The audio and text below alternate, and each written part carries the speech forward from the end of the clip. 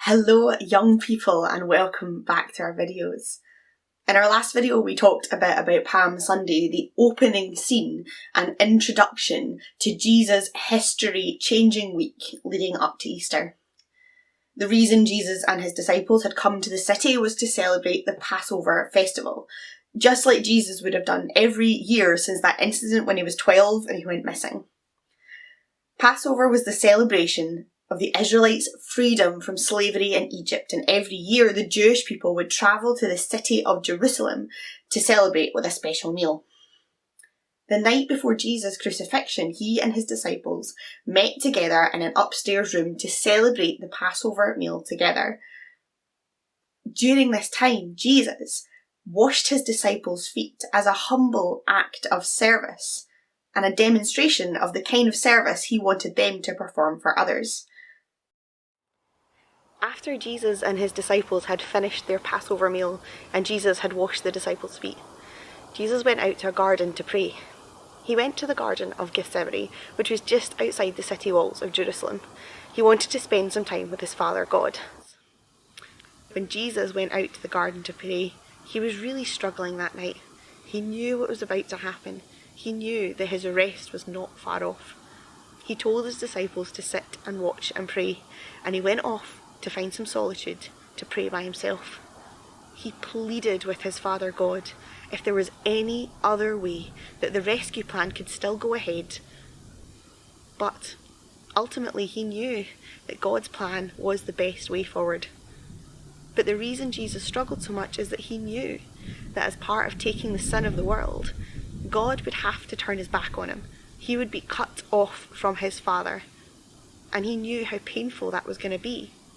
He knew that he would have to take on all the bad things so that our relationship with God could be made right. Jesus was willing to put aside his struggles for the sake of the entire world. And after he had spent this time praying to his Father, he went back to his disciples. But a crowd had started to gather in the garden. A crowd led by Judas, one of the disciples who was betraying Jesus. He was leading soldiers to come and arrest him. Judas walked up to Jesus and gave him a kiss as a sign to the soldiers that he was the one they were looking for. Peter, one of the other disciples, drew a sword and was ready to defend Jesus, but Jesus told him no. He told him to put the sword away. The disciples were terrified, afraid that they too were going to be arrested. They fled, ran away as Jesus was led off to be put on trial. During his trial, Jesus was silent. He said nothing. He didn't fight back or argue against the false allegations being made against him. And the Roman governor Pilate couldn't find that he'd done anything wrong. So Pilate offered to release Jesus. There was a tradition that every Passover, the Roman authorities would release one prisoner back to the Jews. But when Pilate asked the crowd if they wanted Jesus, they shouted no. They shouted for a man called Barabbas, a criminal, a rebel. When Pilate asked what he was to do with Jesus, they shouted, "Crucify him! Crucify him!" A stark change from this excited, welcoming, cheering crowd that had just welcomed him a few days before. Jesus was taken off to be crucified. The Romans were experts in making someone die slowly and painfully.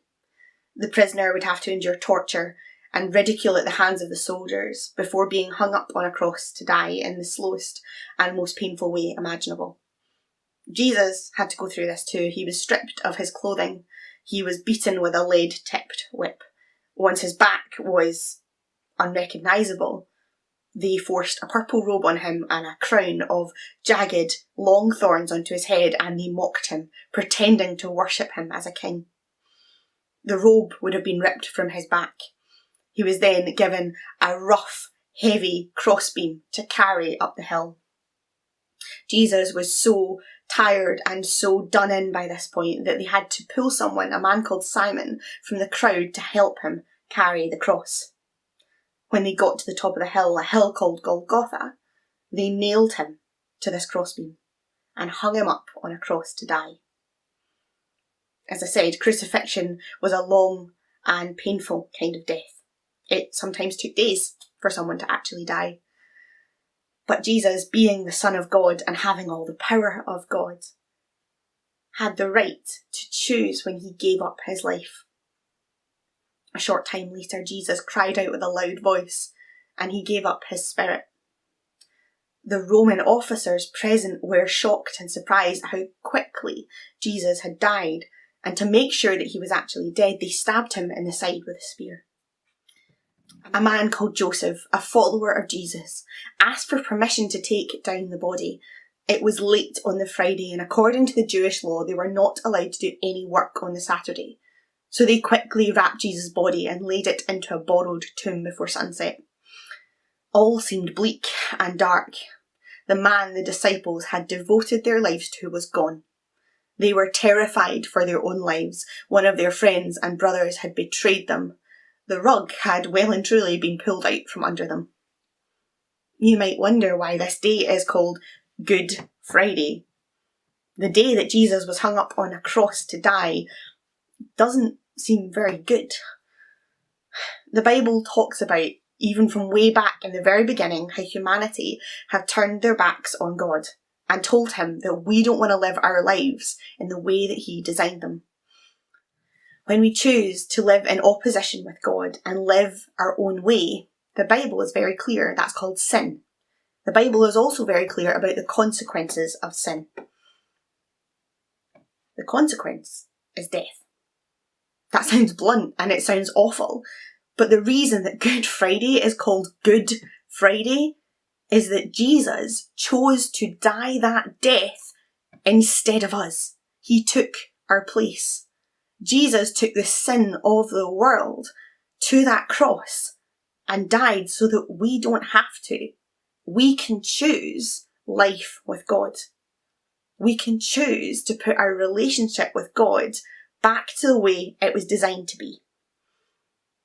Jesus took the punishment for that sin, and that is why Good Friday is called good.